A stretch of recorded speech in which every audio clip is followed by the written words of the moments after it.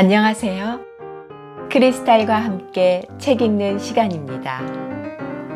오늘 함께 하실 책은 이미륵님의 압록강은 흐른다입니다.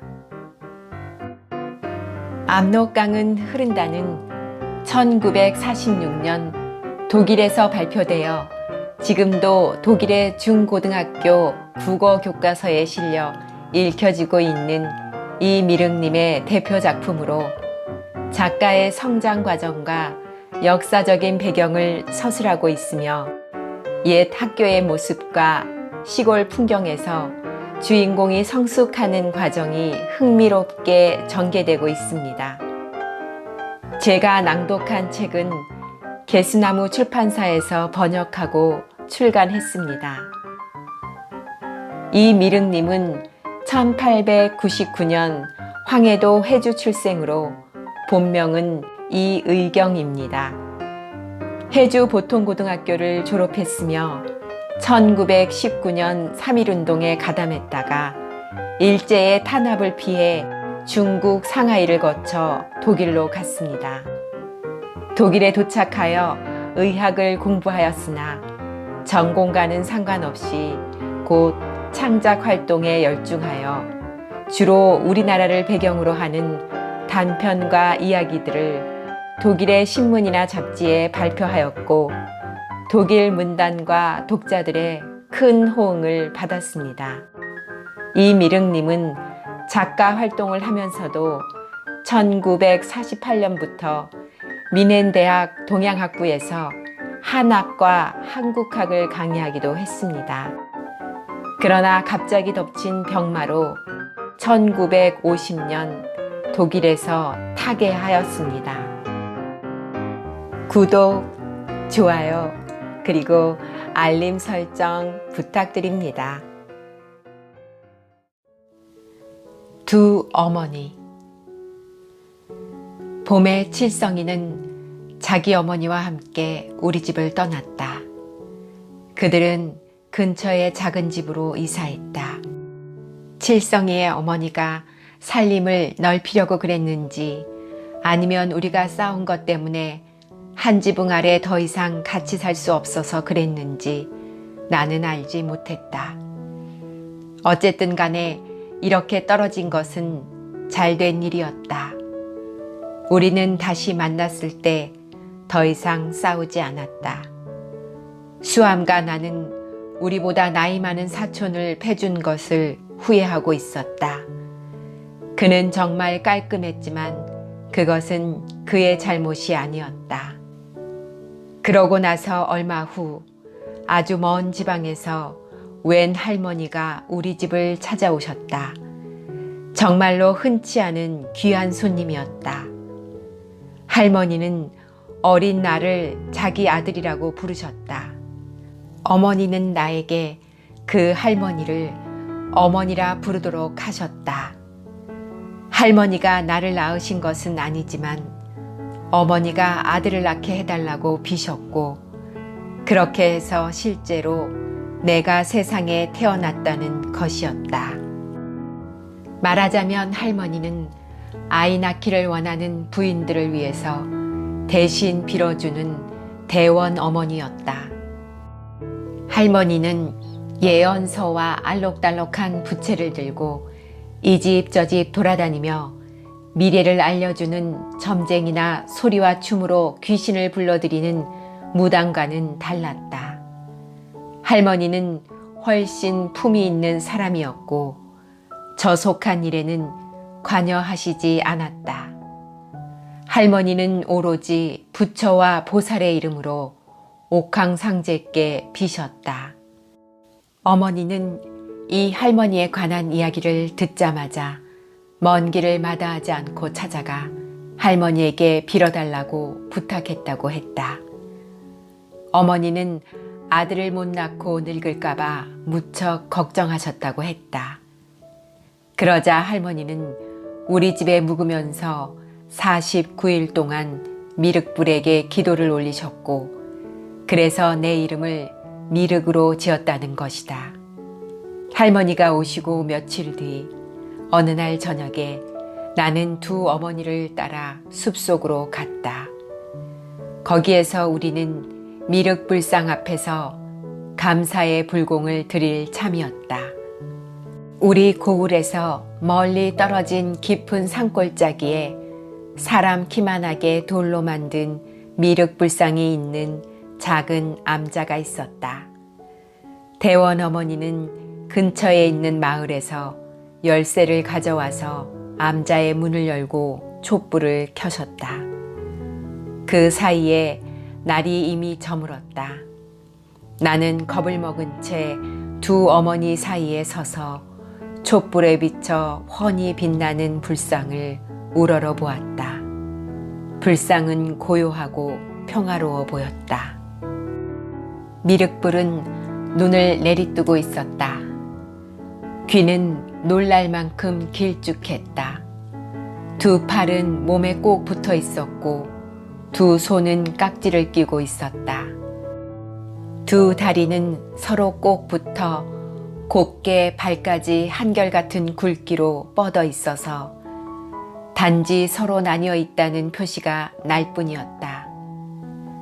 대원 어머니는 불상 앞에서 3번 접은 종이에 불을 붙이고 기도를 드리셨다. 나는 대원 어머니가 중얼거리는 말을 다 알아들을 수 없었다.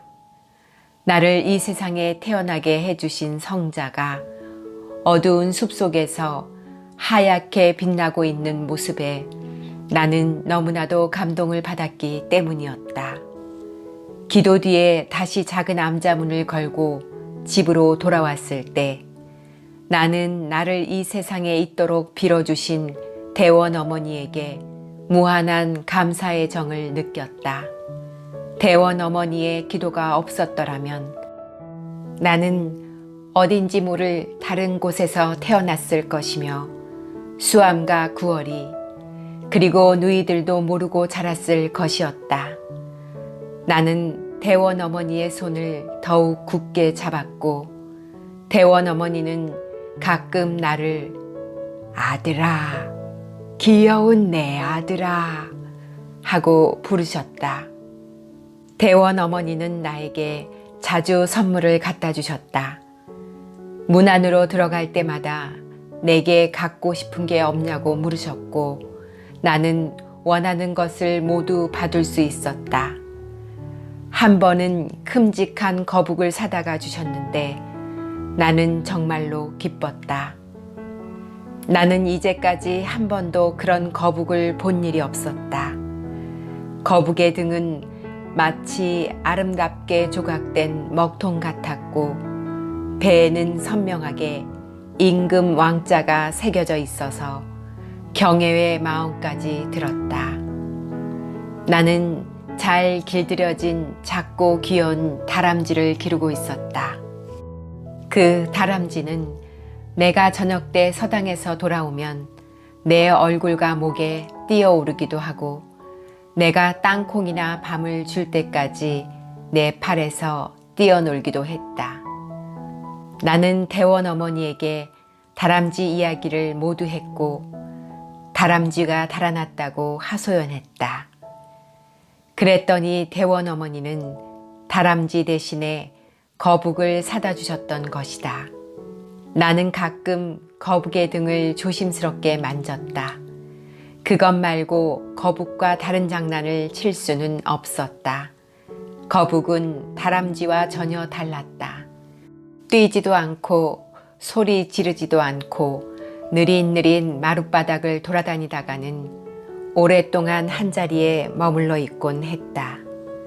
거북은 아주 의젓하고 당당해 보였으며 깊은 생각을 하고 있는 듯 했다.